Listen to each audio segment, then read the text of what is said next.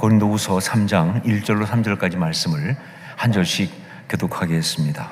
제가 먼저 1절 말씀 봉독합니다. 우리가 다시 자천하기를 시작하겠느냐? 우리가 어찌 어떤 사람처럼 추천서를 너에게 붙이거나 혹은 너에게 받거나 할 필요가 있느냐? 너희는 우리 편지라 우리 마음에 썼고 무사람이 알고 읽는 바라. 함께 읽습니다. 너희는 우리로 말미암아 나타난 그리스도의 편지니 이는 목으로 쓴 것이 아니요 오직 살아계신 하나님의 영으로 쓴 것이며 또 돌판에 쓴 것이 아니요 오직 육의 마음판에 쓴 것이라. 아멘. 우리가 사용하는 말들 가운데 어떤 단어, 어떤 표현들은 그 안에 아주 특별히 많은 의미와 느낌이 담겨져 있는 그런 말들이 있습니다. 어떤 면에서 말을 잘하고 그리고 글을 잘 쓰는 사람들은 바로 그런 단어와 표현들을 잘 사용하는 바로 그런 사람들이다 라고 할 수가 있겠죠.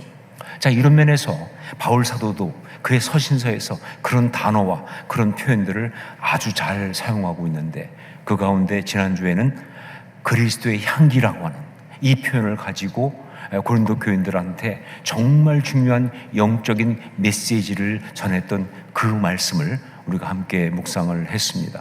자, 그런데 그런 말씀이 오늘 말씀에도 또 나옵니다.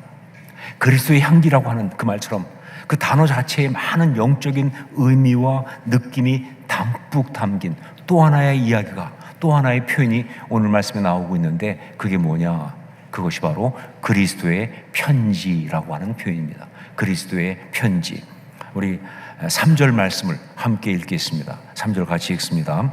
너희는 우리로 말미암아 나타난 그리스도의 편지니 이는 목으로 쓴 것이 아니요 오직 살아계신 하나님의 영으로 쓴 것이며 또 돌판에 쓴 것이 아니요 오직 육의 마음판에 쓴 것이라. 여러분, 이 편지라고 하는 것, 이건 그냥 글이 아닙니다. 단지 어떤 내용을 전달하는 통신수단이 아닙니다. 그 모든 것을 뛰어넘는 아주 특별한 의미와 그리고 느낌을 주는 바로 그런 것이 편지입니다. 왜 그러냐? 그것은 편지에는 그 편지를 보내는 사람이 직접 들어가 있기 때문에 그래요. 편지에는 그 편지를 보내는 사람이 들어가 있기 때문에 그래서 그렇다. 제가 군대 갔을 때 훈련소 시절에 지금의 아내로부터 편지를 받았습니다. 저는 그때 교회 오빠로, 아시죠? 제가 원조 교회 오빠 출신인 거. 그리고 후배로 이렇게 사귀기 시작했는데, 사귀지 얼마 안 사귀고 제가 군대를 갔으니까 얼마나 마음이 간절했겠습니까? 그런데 그 편지가 딱 왔어요. 그런데 그 편지를 받아서 읽으면서 제가 아주 굉장히 특별한 체험을 했어요. 뭐냐? 편지를 읽는데 그 편지에 그 사람이 들어와 있더라고요. 그러니까 뭐 편지를 읽는데 그냥 목소리가 들리는 정도가 아니라, 보통 목소리가 직접 들린다 하지만 그 정도가 아니라 그 숨결까지 느껴지고, 심지어 그 모이스처, 그 습기까지 다 느끼는. 얼마나 그랬는지 편지를 다 읽고 났는데 보니까 내용 안에 있는 그 훈련생 다른 애들이 다 저를 쳐다보고 있더라고요. 이유가 뭐냐면 그 편지 읽는 표정이 하도 가관이니까 그러니까 다들 저를 쳐다보고 있는 거예요. 그래서 저는 막 놀리고 했던 그런 경험이 있습니다. 편지가 진짜라면 그런 것이다 라고 생각합니다. 바울 사도는 바로 이런 편지에 기가 막힌 의미를 가지고 고린도 교인들한테 너희는 그리스도의 편지라고 하는 이 환상적인 메시지를 지금 전하고 있는 거예요. 그렇습니다. 우리가 예수 그리스도를 주로 고백하고 영접하면 그 순간 우리 심령 가운데, 우리 삶 가운데 예수 그리스도께서 임하시고 거주하시는 거예요. 자, 그러면서 우리 심령 가운데, 우리 삶 가운데 예수 그리스도께서 당신의 이야기를 아름답게 써가시기 시작합니다. 이게 바로 뭐예요? 그리스도인이죠. 이게 그리스도인이에요. 제가 2000년도에 하와이에서 DTS를 했습니다. 자, 그런데 그 시간은 그야말로 하나님께서 저를 새롭게 빚으시는 시간이었어요. 하나님께서 저를 빚으시기 위해서 먼저 저를 그야말로 뒤집어 털었습니다. 왜 그러냐면요, 여러분 우리 다 그렇지만 살아가면서 자기도 모르게 너무 많은 것들을 밑에다가 묻어둬요.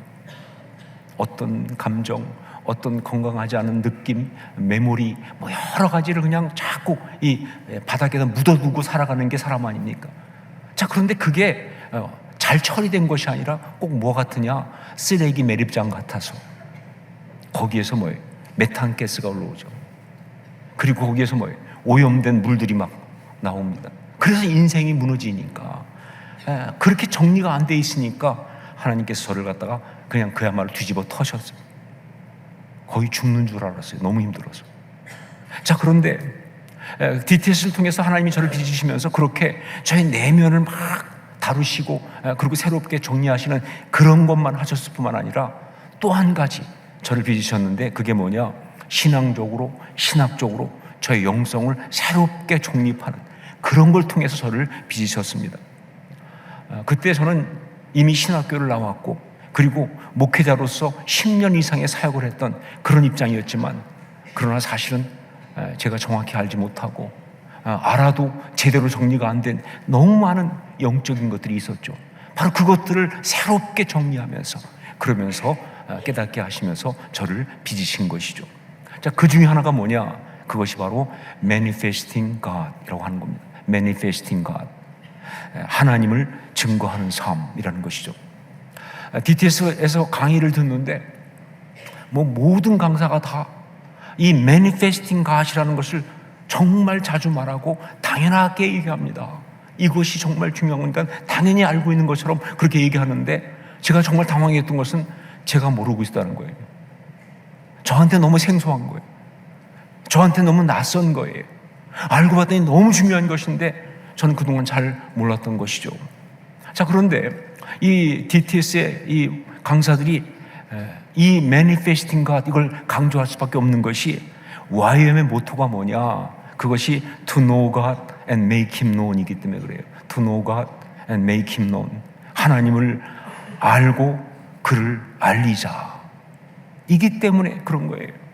로렌 커닝햄이 예수 그리스도를 믿는 젊은이들이 정말 그 주의 주신 사명 가지고 그리고면서 그 해변길에 몰려가는 환상을 보면서 이 YWM, Youth with a Mission이죠. 그것을 처음에 시작할 때 사실 그의 목적은 한 가지였습니다. 참된 주님의 제자들은 누구냐? 하나님을 알고 그리고 그분을 알리는 사람들, 그렇게 본 거예요. 그래서 이 YM에서는요, 이 manifesting God이 너무 중요한 거예요. 그들이 깨달은 정말 신앙인의 가장 중요한 삶의 이유가 뭐냐? 그게 manifesting God이에요. 신앙인의 사명이 뭐냐? 그게 manifesting God이에요. 가장 구체적인 지침이 뭐냐? 그게 manifesting God이다. 자, 그런데 제가 또 한 가지, 그들이 이 manifesting God을 말할 때 그걸 보면서 놀랬던 것 중에 하나가 뭐냐, 그들이 이것을 의무로 말하지 않는다는 거예요. 하나님을 증거하는 삶, 너희는 살아야 돼, 이건 우리가 반드시 해야 될 거야, 그렇게 말하는 것이 아니라 그들은 이것을 갖다가 엄청난 권리와 축복으로 보고 있다는 사실.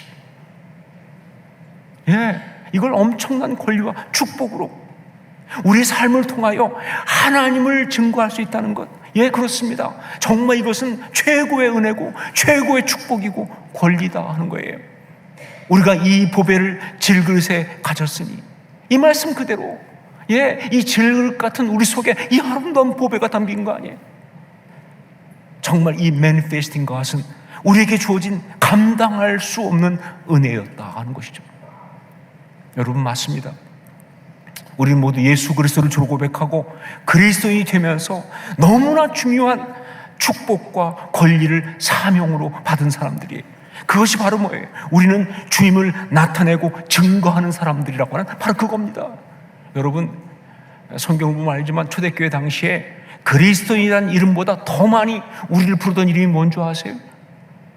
그게 바로 마르투스 아닙니까? 마르투스, 증인들, 예수 그리스도를 증거하는 사람들, 그게 우리 이름이었다니까요. 여기에는 예외가 없습니다. 나는 믿은 지 얼마 안 되니까. 아니요, 신앙 경력이 짧든 길든 상관없이, 나는 그냥 평신도인데. 아니요, 교회 직분이 무엇이든 상관없이, 지금 내 상황이 여러 가지 힘드니까. 아니요, 처한 삶의 자리가 어떠하든 상관없이 우리는 다 주님을 나타내고 하나님을 증거하는 그런 사람들이다. 그가 그리스도인이라고 한다면 예외가 없다는 거예요. 바로 이것을 바울 사도는 지금 너희는 그리스도의 편지니라는 말씀을 통해서 강조하고 있는 거예요. 내가 사실은 그리스도의 편지야. 내가 사실은 그리스도의 편지다. 내 존재와 삶을 통하여 사람들이 우리 주님의 이야기를 듣는다. 그 얘기하고 있는 거예요. 내가 사실은 그리스도의 편지다. 내 존재와 삶을 통하여 사람들이 우리 주님의 이야기를 듣는다. 우리가 반드시 알아야 하고 언제나 누리고 감당해야 하는 이 축복, 이 권리, 이 사명을 바로 이야기해주고 있는 것. 이게 바로 너희는 그리스도의 편지니라는 말씀이에요. 여러분, 이 축복과 권리를 제대로 누리고 살아갈 수 있기를 주의 이름으로 축원합니다. 여러분, 이 사명을 벅차게 엄중하게 감당하실 수 있기를 주의 이름으로 축원합니다. 예수님이라면 어떻게 하실까라고 하는 유명한 책이 있습니다. 찰스 쉘던이라고 하는 목사님이 쓴 유명한 기독교 소설이죠. 미국의 한 소도시 목사와 이 소설이 나온 지는 130년 됐어요. 벌써 옛날 소설입니다. 유명한 소설이에요. 내용 보면 미국의 한 소도시의 목사님께서 교인들과 함께 어느 날 정말 주님의 발자취를 따라가는, 그래서 원래 이 책 제목이 In His Step이에요. 주님의 발자취를 따라가는 그런 삶을 살기로 결단하면서 이런 운동을 시작합니다. 우리가 이제 모든 것을 할 때마다 가장 먼저 예수님이라면 어떻게 하실까를 물어보자. 뭘 결정할 때든지, 무슨 얘기를 할 때든지, 무엇을 하든지 간에 예수님이라면 어떻게 하실까를 항상 물어보자 라고 하면서 그 예수님 발자취를 따라가는 운동을 시작했고요. 이것이 정말 놀랍게 역사해가지고, 그래서 그들의 삶이 달라지고, 그들 때문에 그 삶의 자리가 다 달라지고, 도시가 달라지고, 교회가 달라지고 막 했던 엄청난 그런 감동적인 이야기. 단 하나 아쉬운 게 뭐냐? 이게 실제가 아니고 소설이라는 것. 실제는 그런 일이 없었어요. 소설 가운데 있던 이야기입니다. 저는 바로 이런 맥락에서 너희는 그리스도의 편지니, 이게 운동이 되어야 한다고 생각해요. 소설이 아니라 실제로 우리 가운데 운동이 되었으면 좋겠다. 우리 가운데 이 역사가 일어나야 한다. 우리가 삶의 모든 순간, 모든 자리에서 모든 사람을 대하면서 우리가 그리스도의 편지라는 것을 온전히 기억하고, 그래서 그렇게 말하고, 그렇게 행동하고, 그렇게 대하고, 그렇게 나간다면, 우리 주변은, 그리고 이 세상은 정말 아름답게 변할 줄로 믿습니다. 여러분, 너희는 그리스도의 편지니, 이것은요, 이 세상 가운데서 신앙인으로 살아가는 우리에게 주신 정말 중요한 예언의 말씀이에요. 여러분, 예언이 뭐가 예언입니까? 예언은 뭐예요? 세워주고 격려하고 위로하는 것이 예언이잖아요. 이것은요, 너희는 그리스도의 편지니, 이것은 이 세상을 살아가는 우리를 세워주는 거예요. 너희는 그냥 사람 아니야. 그리스도의 편지야. 세워주고 격려해주고, 그리고 정말 우리를 위로하는 그런 기가 막힌 예언의 말씀이다. 그러니까 이 말씀 붙들고 살아가야, 우리가 이 말씀 붙들고 살아가야 하는 것이죠. 자, 그런데 여기 이 너희는 그리스도의 편지니라는 이 말씀을 이렇게 받으면서, 그러면서 여기서 우리가 또 하나 놓쳐서는 안 되는 아주 중요한 영적인 메시지, 지침이 하나 있습니다. 그 메시지는, 그 지침은요, 이 너희는 그리스도의 편지라고 하는 말이 어떻게 나오게 되었는지 그 배경을 봐야 알 수 있는 그런 겁니다. 우리 1절 말씀을 함께 보겠습니다. 1절 함께 읽습니다. 우리가 다시 자천하기를 시작하겠느냐? 우리가 어찌 어떤 사람처럼 추천서를 너희에게 붙이거나 혹은 너희에게 받거나 할 필요가 있느냐? 이게 무슨 말인가 하면 고린도 교회를 흔들고 그래서 성도들의 영혼을 노략질하기 위해서 마귀가 악한 자들을 동원해가지고 사도 바울을 음해하고 깎아내리는 거짓말들을 그 가운데 막 퍼뜨리기 시작한 거예요. 여러분, 이것은 정말 성도와 교회를 공격하는 마귀의 전형적인 수법입니다. 예수님께서 십자가를 지시기 전 감람산으로 가시면서 그러면서 스가랴의 말씀을 인용해서 말씀하셨던 그대로 목자를 치면 양들이 흩어지기 때문에 그렇습니다. 목자를 치면 양들이 흩어지니까. 그러니까 마귀는요, 그 공동체를 무너뜨리기 위해서 그 양들의 영혼을 노략질하기 위해서 목자를 공격하는 거예요. 자, 그런데 악한 것들이 그래서 사도 바울을 막 공격하는데, 근데 특별히 여기서는 어떻게 공격했느냐? 다른 무엇보다 사도 바울이 사실은 사도가 아니다. 사도 바울이 복음을 전할 자격 없다. 사도 바울은 실력도 없는 자다. 그가 전하는 복음 그거 다 가짜다. 문제가 많은 거다 라고 하면서 사도 바울의 영적인 권위를 깎아내리는, 특별히 목자를 공격하는데 그 중에서 사도 바울의 영적인 권위를 깎아내리는 그런 거짓말과 그리고 음해를 하고 있었던 거예요. 그런데 여러분, 이 공격이 진짜 무서운 공격이에요. 그리고 이것이 정말 악한 겁니다. 그 이유는 두 가지 때문에 그래요. 하나가 뭐냐? 목자의 영적인 권위를 흔드는 것이 공동체와 양들에게 가장 치명적이기 때문에, 다른 어떤 것보다 목자의 영적 권위를 무너뜨리는 것이 공동체와 그 양들에게 가장 치명적인 것. 여러분, 교회는 다른 것으로 잘 무너지지 않습니다. 리더십이 권위가 무너지면 교회가 무너지는 거예요. 목자의 영적 권위가 무너지면 무너지는 거예요. 그러면 양들은 치명적인 피해를 볼 수밖에 없어요. 그래서 지금도 마귀는 하나님의 교회를 무너뜨리고 영혼을 노략질하기 위해서 바로 그런 공격을 하지요. 목자들 자신이 정말 스스로 어떤 영적으로 잘못해서 그래서 그 자기 영적 권위를 다 무너뜨리는 그런 안타까운 어떤 그런 실족하게 하는 그런 공격을 하든지, 그런 경우도 우리 주변에 많죠.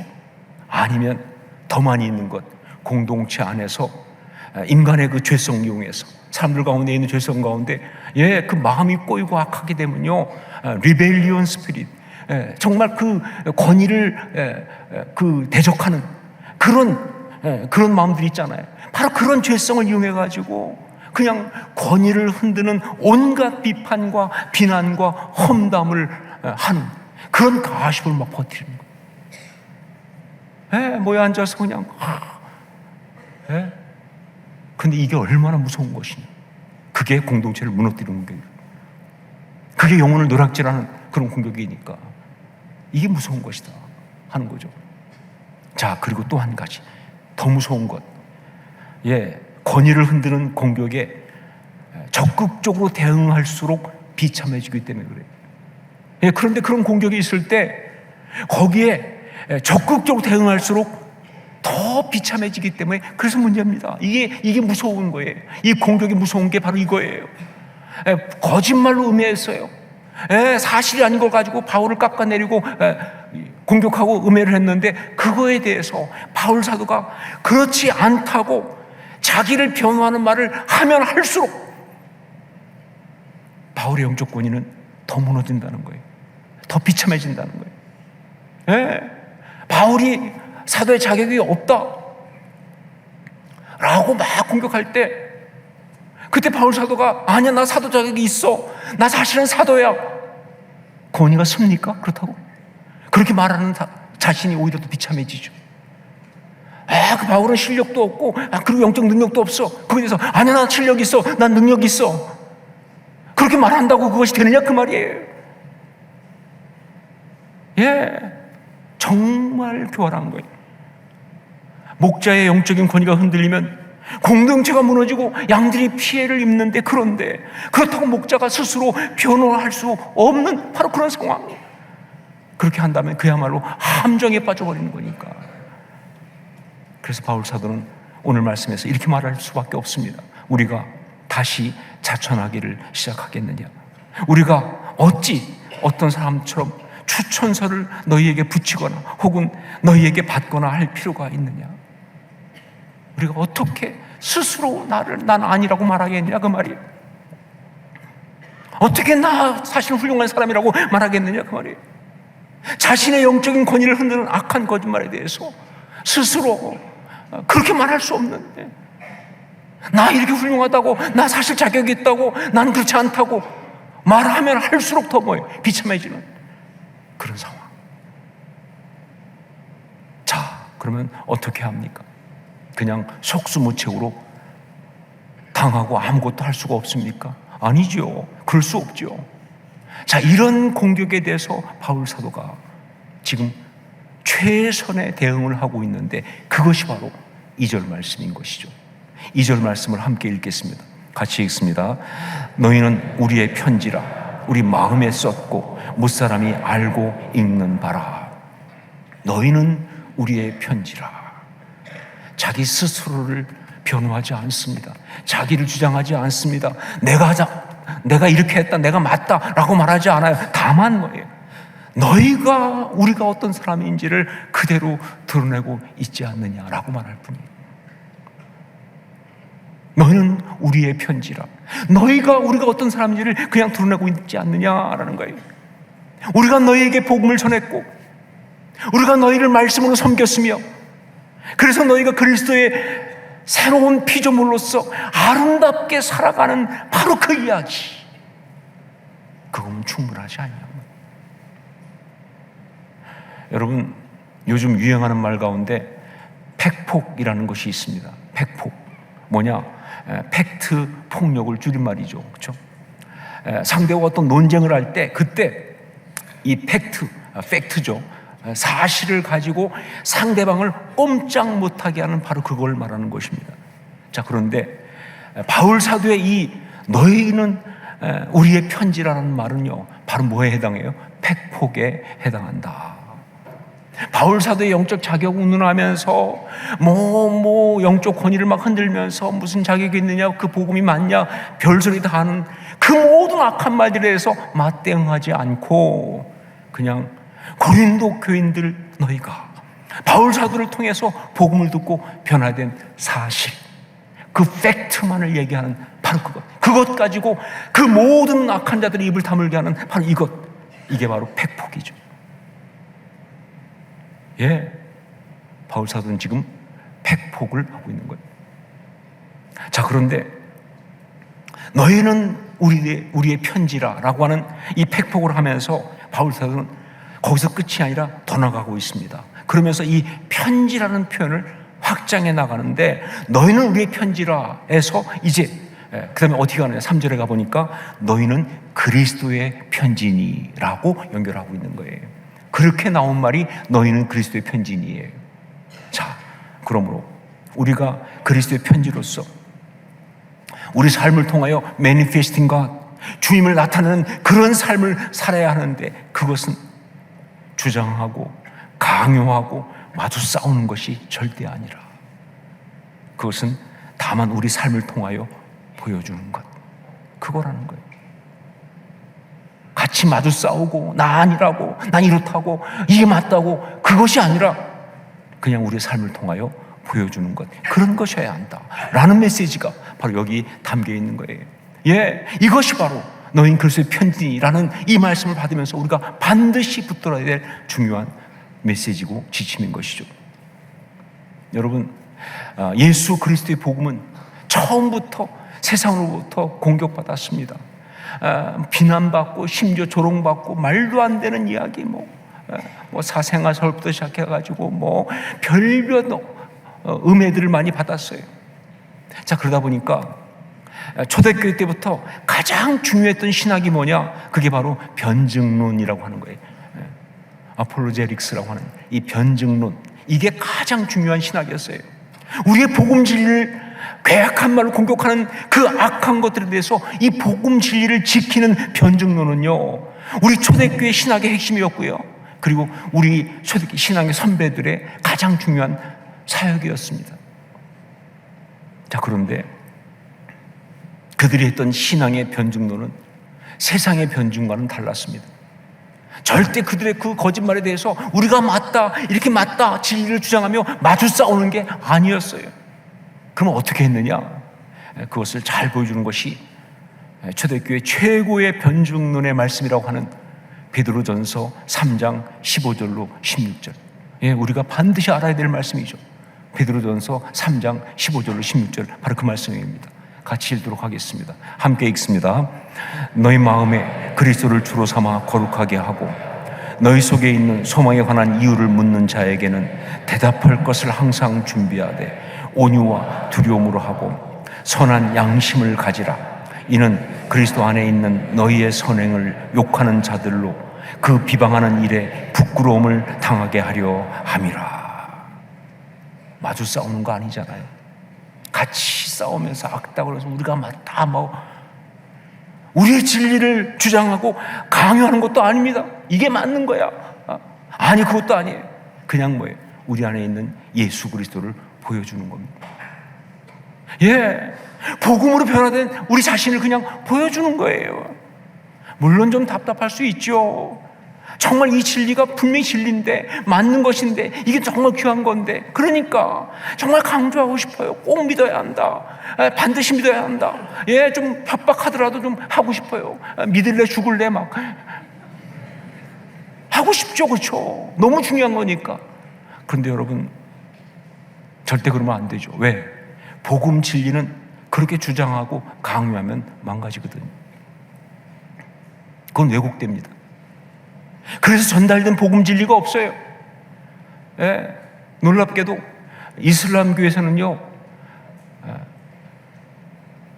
쿠란과 칼 둘을 가지고 가서 이슬람교를 전파했어요. 칼로 죽을래, 쿠란 받을래. 다들 쿠란 받는 이슬람교 돌아왔잖아요. 근데 기독교는 그렇게 된 적이 없어요. 한때 저는 왜 그랬을까 궁금했는데 알고 보니까 이유는 한 가지예요. 우리가 진리이기 때문에 그런 거예요. 거기는 그건 우상 어떤 건 사단 집단이고, 여러분, 세상에 칼을 들이대서 믿은 믿음이 어떻게 진짜가 되겠습니까? 강요해서 받는 믿음이 어떻게 진짜가 되겠습니까? 그래서 수많은 믿음이 좋다는 부모가 정말 믿음이 좋은 사람인데 불구하고 안타깝게도 영적으로 그 자녀를 잃어버리는 거예요. 부모가 너무 사랑하니까, 그리고 이 믿음이 중요하니까 강요하는 거예요. 너 믿어야 된다. 오히려 아이들은 그걸 거부하죠. 여러분, 어쩌면 그래서 지금 한국 교회가 다음 세대를 잃어버리고 있는 거예요. 많은 요인이 있겠지만 정말 중요한 요인이 뭐냐?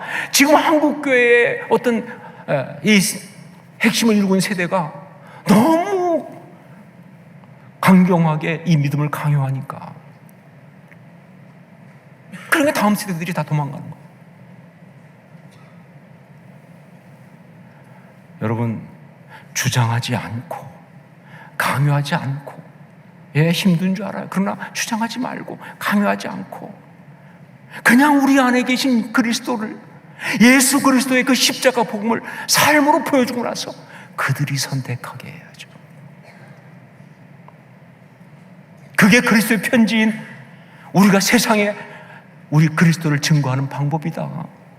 우리 주님을 증거하면서 세상을 바꾸는 가장 적극적인 방법이다 하는 것이죠. 찬양 가운데 제가 개인적으로 가장 은혜 받고 좋아하는 찬양 가운데 하나, 이건 단지 그냥 좋아한다는 말로 표현할 수 없는, 저한테는 레마와 같은 그런 찬양들이죠.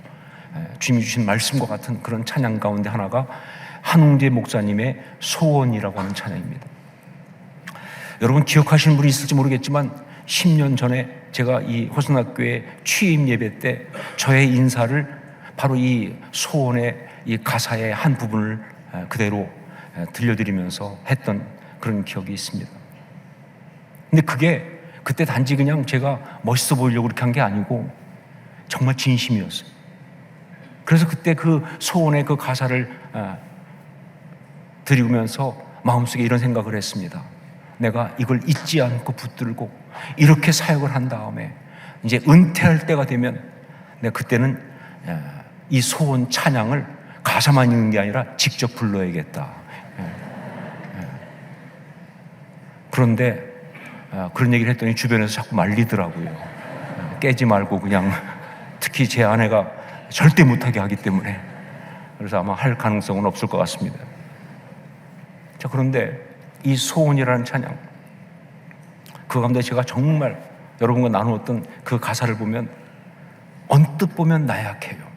언뜻 보면 너무 소극적이에요. 자, 보세요. 저 높이 솟은 산이 되기보다 여기 오름직한 동산이 되길, 내 가는 길만 비추기보다는 누군가의 길을 비춰준다면 내가 노래하듯이 또 내가 얘기하듯이 살길 난 그렇게 죽기 원하네. 삶의 한 절이라도 그분을 담기를 원하네. 사랑 그 높은 길로 가기 원하네. 어떻게 보면은 너무 소극적이고 나약하지 않은가 싶은데 절대 그렇지 않습니다. 어느 날 이 찬양을 부르다가 혼자 펑펑 울며 깨달은 건 뭐냐? 이게 가장 강력한 증거라는 거.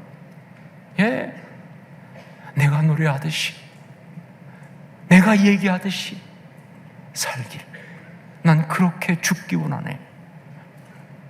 더 이상 어떻게 증거할 수 있어요? 더 이상 어떻게 강력하게 증거할 수 있습니까? 예, 내가 이야기하고 내가 노래했던 그 말씀 그대로 살고 죽는답니다.